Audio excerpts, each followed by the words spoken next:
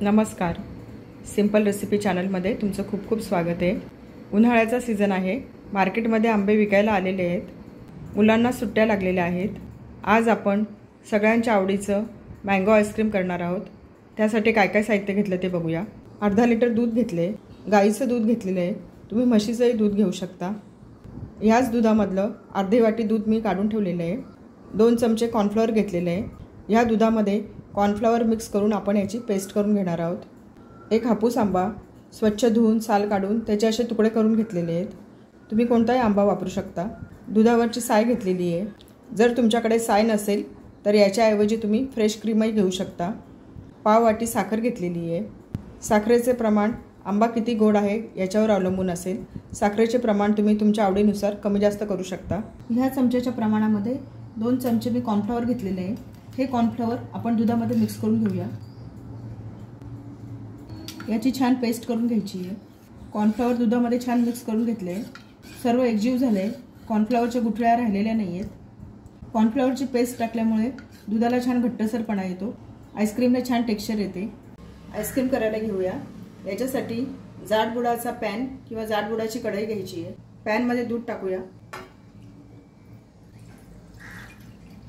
आता मी गॅस पेटवते। दूध आपण उकळून घेऊया। दूध छान तापलंय, दुधाच्या वरती साय आली आहे। लो टू मीडियम गॅसवर 4 ते 5 मिनिटं दूध सतत ढवळत राहायचं आहे। कढईला जी साय आली आहे ती अशी खरवडून दुधामध्ये मिक्स करायची आहे।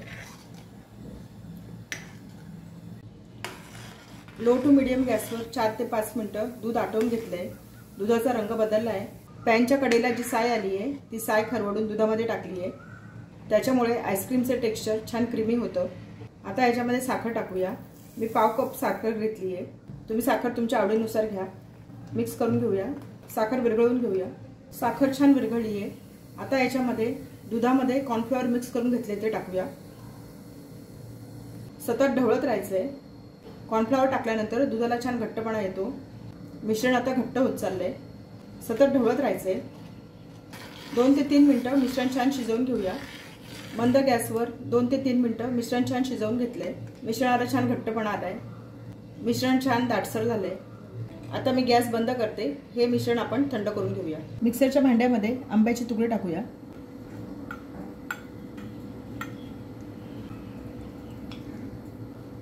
दुधाची साय टाकूया। मिक्सरमध्ये सर्व वाटून घेऊया। मिक्सर चालू बंद करून सर्व छान एकजीव करून घेतले। सर्व छान मिक्स झाले। आंब्यामुळे खूप छान रंग आलाय। मिश्रण छान थंड झालंय। आता याच्यामध्ये मिक्सरमध्ये वाटून घेतलेलं आंबा आणि साय टाकूया।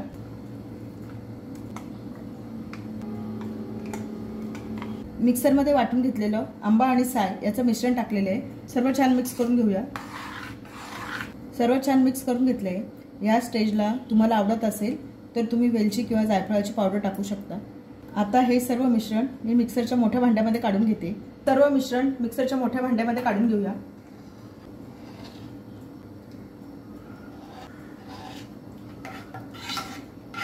मिक्सरच्या मोठ्या भांड्यामध्ये सर्व मिश्रण काढून घेतलेलं आहे। याला झाकण लावते। मिक्सर चालू बंद करून सर्व मिक्स करून घेऊया। मिक्सरमध्ये सर्व छान एकजीव करून घेतलेलं आहे।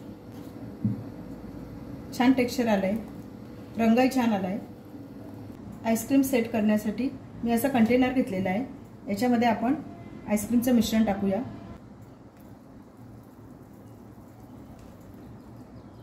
1 ते 2 वेळेला याला असं हलकसं टॅप करायचं, म्हणजे मिश्रण सगळीकडे छान पसरेल। याला झाकण लावते। फ्रीजरमध्ये 8 ते 10 तास किंवा रात्रभर हे फ्रीज करायला ठेवूया।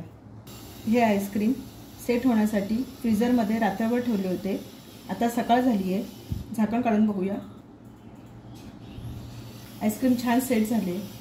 2 ते 3 मिनिटं रूम टेम्परेचरवर याला असंच ठेवून देऊया। आईस्क्रीम काढून घेऊया।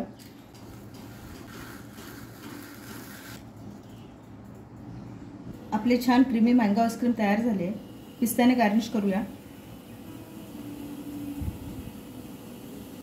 छान झाले आईस्क्रीम आपले।